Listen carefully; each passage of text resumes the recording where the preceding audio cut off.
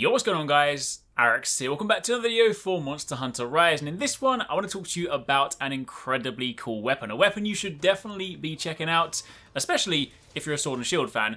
And if you're not a Sword and Shield fan, A, why not? And B, check this weapon out anyway, because yo, this thing is nuts. However, that being said, I hope you guys are having a fantastic time with the update. I'm having a blast, loving sort of farming the new monsters, raising my hunter rank, all that good stuff, and we've got plenty of videos in the works for you guys. But for now, let's talk about this weapon. So if you do enjoy it, a like would be super appreciated, and let me know how you guys are getting on down below. But the weapon I'm talking about is the Ninja Sword. When upgraded, this becomes the High Ninja Sword.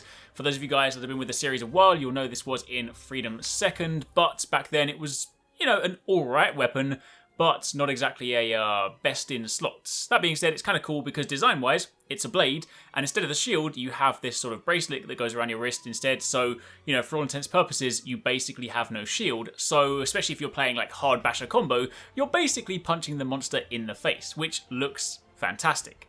However, turn your attention to the basic sword first. Keep in mind you'll need some Kimura tickets for this one, and you'll need some basic parts. I've blurred out the name for the bottom one just because it's one of the monsters that is in this update that hasn't been kind of shown in the trailer, so if you guys want to experience it yourself, I'll leave you to do that.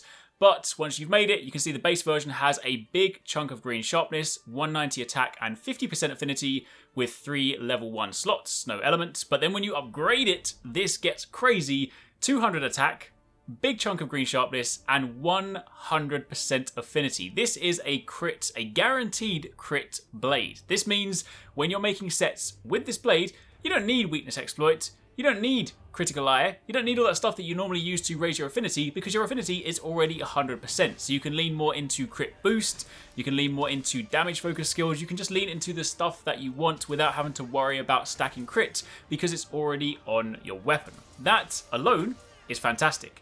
However, it is worth noting that, you know, given green sharpness, you've kind of got two directions you can take this weapon. You can either lean more into Bludgeoner, you stack attack, stack Bludgeoner, because of course Bludgeoner works best with green sharpness. But if you do want to get a bit more out of this, you only need 1 point in Handicraft to have blue, only a slither of blue. It is also worth noting if you completely max out Handicraft to Handicraft 5, you still only get blue. You can't get this into white.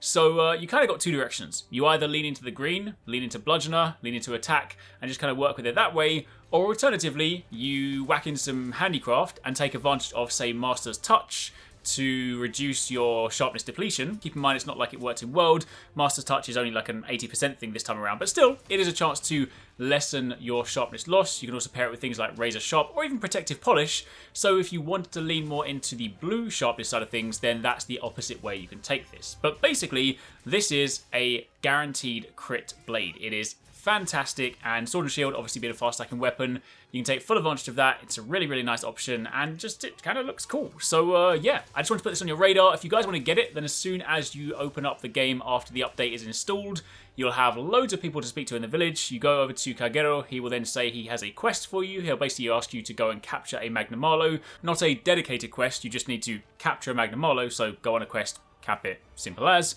Once you've done that, much like you would have done during the game, he'll then give you the blueprint for that weapon. You go to the smithy, and it's now part of the guild tree. So, this is awesome. But that's pretty much it. Just a quick look at this awesome weapon that you guys should definitely check out. Let me know if you guys have crafted it yourself, what you plan to do with it, and keep it locked because we've got plenty of more stuff to take a look at. I want to be talking about some of the armor sets from the new monsters, so definitely keep it locked on the channel for plenty more.